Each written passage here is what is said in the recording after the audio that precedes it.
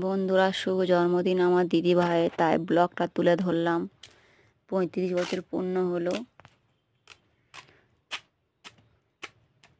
কী কী কী কী gift পেয়েছে সেটা share করব।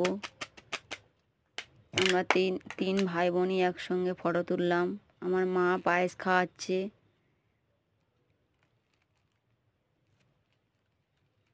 আমার ভাইয়ের বউ, ভাই, দিদি, আমি গিফট করছি, দিদিকে গিফট দিচ্ছি।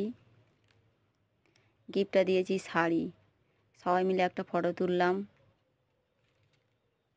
আমার ভাই গিফট দিচ্ছে, সেও দিয়েছে শাড়ি।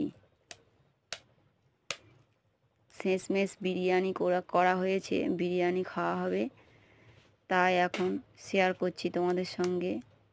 বিরিয়ানি প্লেটে সব নেওয়া হলো, শসা কোচা, পেঁয়াজ কোচা দেওয়া হচ্ছে। একে একে সবাই বসছে খেতে। আমরাও যখন খাবো ব্লগটা দেখাবো।